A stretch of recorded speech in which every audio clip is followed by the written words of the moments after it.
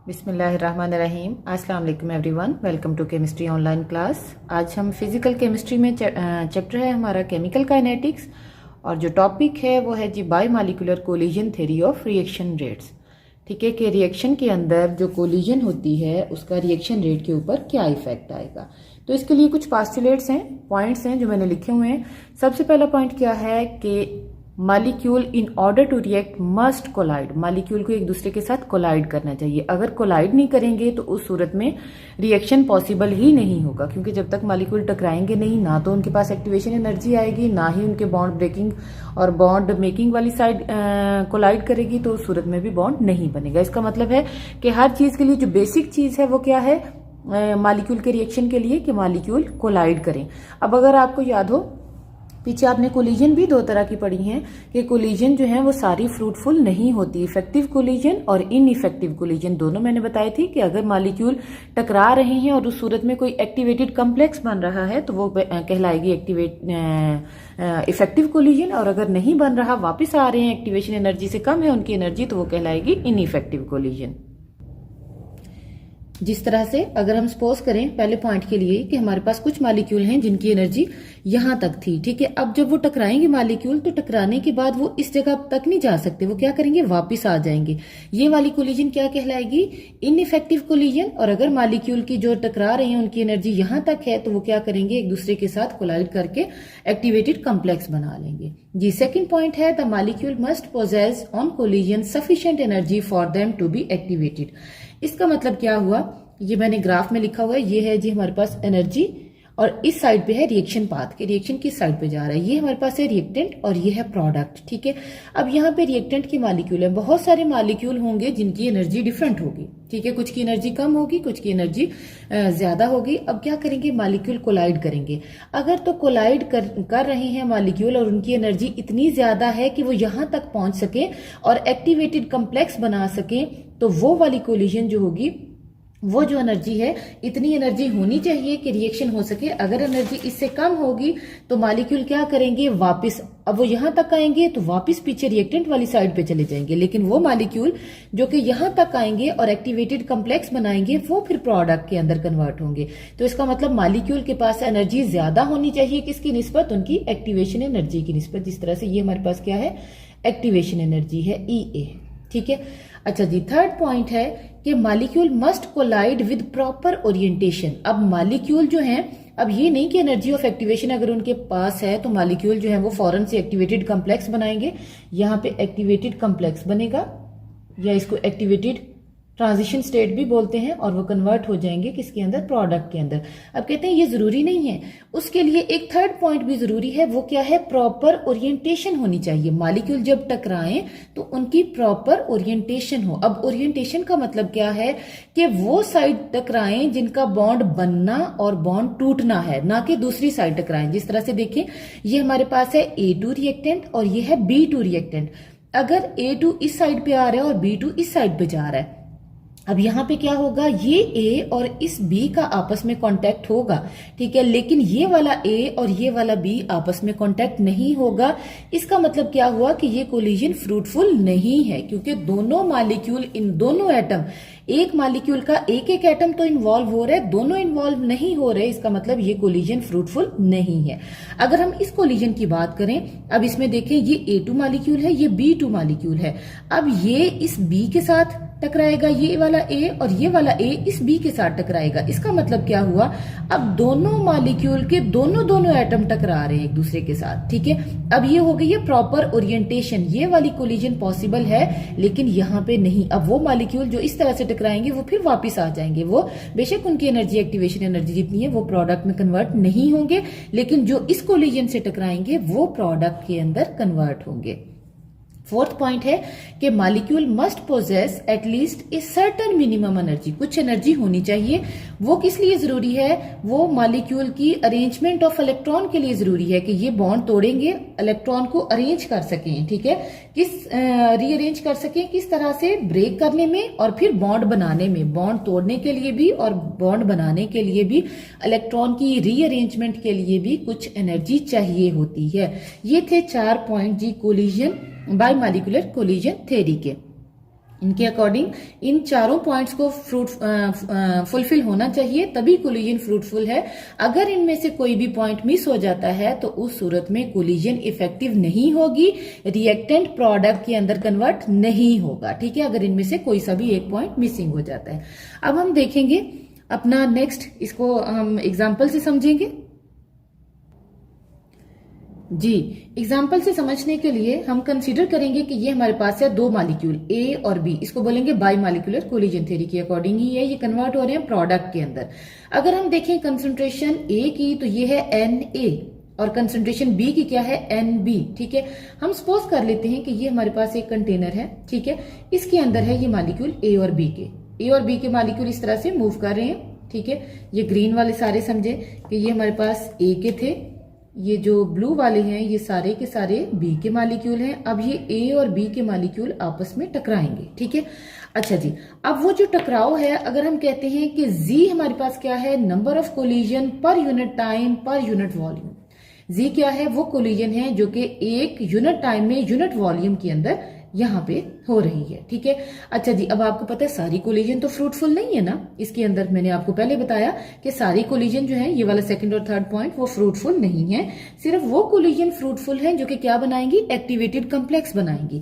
अब इसका मतलब क्या हुआ कि यहाँ पे जितनी कोलिजन हो रही है वो सारी फ्रूटफुल नहीं है। अब इसमें से एक फ्रैक्शन है जो कि फ्रूटफुल है। अब वो फ्रैक्शन हम कहां से निकालेंगे, वो हमने जो पीछे आर्हेनियस इक्वेशन पढ़ी थी जिसमें क्या था, E माइनस EA/RT।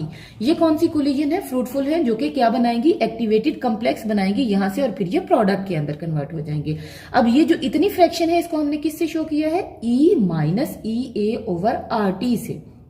अगर हम देखें E क्या है, एक्टिवेशन एनर्जी है, E क्या है, बेस है नेचुरल लॉगरिथम की। ठीक है, अब इसके अंदर जो टोटल कोलिजन हो रही है जो कि फ्रूटफुल है, नंबर ऑफ टोटल कोलिजन कितना था, जी। ठीक है, अब फ्रूटफुल इतनी है। अब टोटल जो collision per unit time per unit volume है वो कितनी है, इन दोनों को हम आपस में मल्टीप्लाई कर देंगे। क्या आ जाएगा, Z multiply E minus raise to the power EA/RT। ठीक है, ये हमारे पास क्या बन जाएगा, total collision per unit time per unit volume.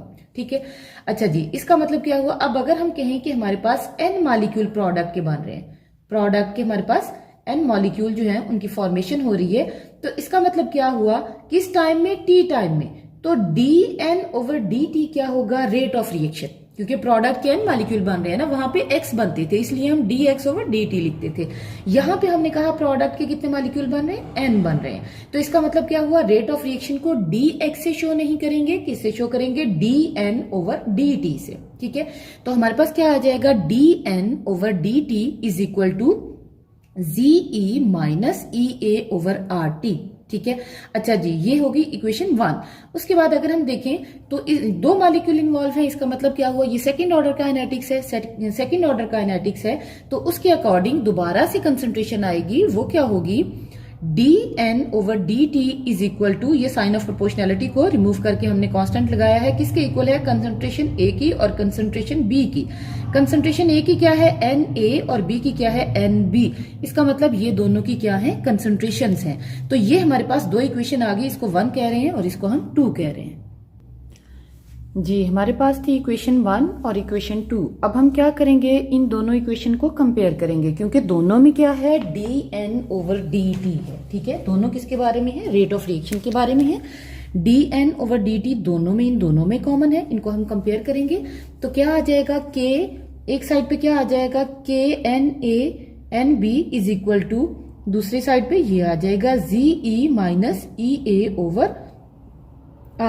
ठीक है, ये हमारे पास आ जाएगा। अब हम क्या करेंगे, हमने लेना है rate of reaction. Rate of reaction क्या था, K है, इसका मतलब ये इधर मल्टीप्लाई हो रहा है, इस साइड पे आके क्या हो जाएगा, डिवाइडेड हो जाएगा। जब क्रॉस मल्टीप्लाई करेंगे तो क्या बन जाएगा, ये Z के नीचे आ जाएगा, K is equal to Z/NA into NB, और आगे Z के साथ क्या है, multiply E raise to the power minus EA/RT।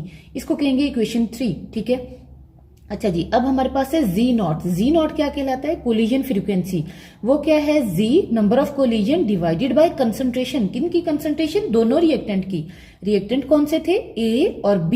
ठीक है, Z/NA और NB ये मिलके क्या बना देंगे, Z0। Z0 क्या कहलाएगा, कोलिजन फ्रीक्वेंसी कहलाएगा। ठीक है। अच्छा जी, अब हम क्या करेंगे, इक्वेशन 3 में इसकी वैल्यू पुट कर देंगे। जहां पे ये वाला फैक्टर है उसकी जगह पे क्या लगा देंगे, जी नॉट। तो k इज इक्वल टू हमारे पास क्या आ जाएगा, Z naught E minus E A over R T. ठीक है। अच्छा जी, अब कहते हैं ये तो था हमारे पास एक इक्वेशन नंबर, इसको कह लें 4, ये 4 बन गई है। ठीक है। अच्छा जी, अब कहते हैं यहां तक का तो फैक्टर क्लियर हो गया। अब एक और फैक्टर है जो कि इफेक्ट करता है, वो क्या है, स्टीरिक फैक्टर। ठीक है। स्टीरिक इफेक्ट भी हमने देखना है। स्टीरिक इफेक्ट क्या करता है, ये लिमिट कर देता है सक्सेसफुल कोलिजन को सिर्फ उनमें जो कि प्रॉपरली ओरिएंटेड होंगी। ठीक है।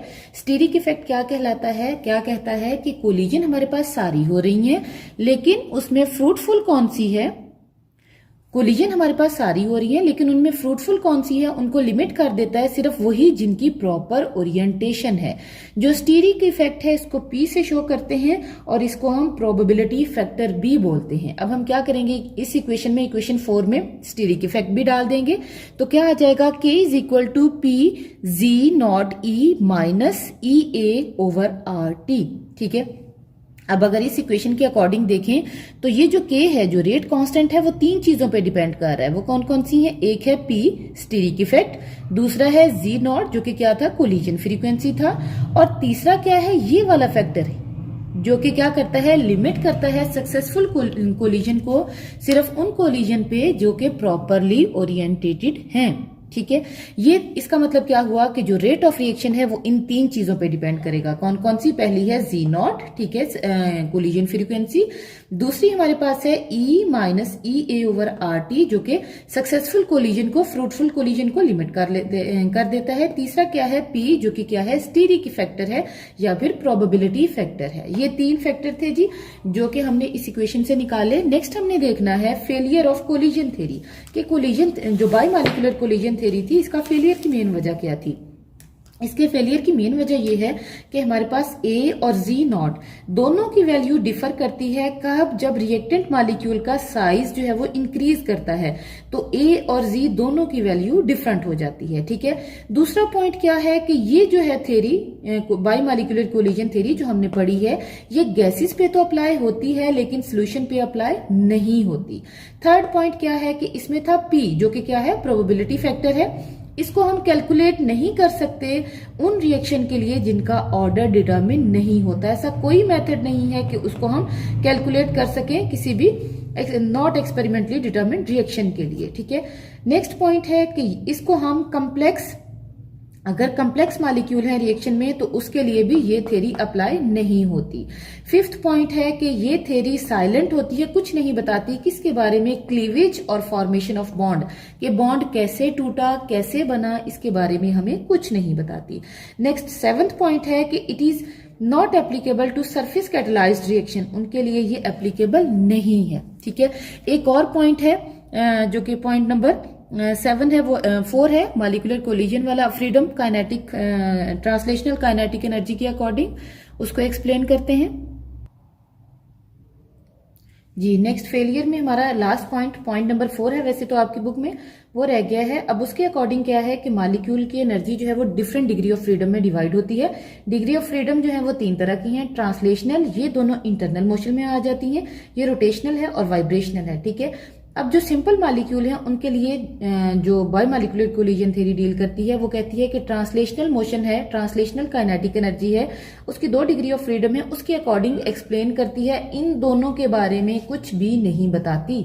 अगर हम इन दोनों का इफेक्ट भी देखें तो बहुत सारे मॉलिक्यूल ऐसे होंगे जिनके ये वाली एनर्जीज भी होंगी, और इस तरह हमारे पास बहुत सारी मॉलिक्यूल ऐसे हैं जिनकी एनर्जी एक्टिवेशन एनर्जी से ज्यादा है, और वो रिएक्ट करेंगे, कोलिजन करेंगे, एक्टिवेटेड कॉम्प्लेक्स बनाएंगे और प्रोडक्ट के अंदर कन्वर्ट हो जाएंगे। इसका मतलब रेट ऑफ रिएक्शन इंक्रीज हो जाएगा। अगर इन दोनों को भी इफेक्ट को देखा जाए तो उससे रेट ऑफ रिएक्शन इंक्रीज हो सकता है, जबकि जो बाइमॉलिक्यूलर कोलिजन थ्योरी है वो सिर्फ इस वाले इफेक्ट को देखती है, रोटेशनल और वाइब्रेशनल जो काइनेटिक एनर्जी है उनको डील नहीं करती। तो ये भी मेन इसका ड्रॉबैक था कि इन तीनों को कंसीडर किया जाए, एक को कंसीडर ना किया जाए। इसी के साथ हमारा आज का लेक्चर खत्म हुआ। अगर आपको लेक्चर अच्छा लगा हो तो इसे लाइक जरूर कीजिएगा। अपना ख्याल रखिएगा। अल्लाह हाफिज।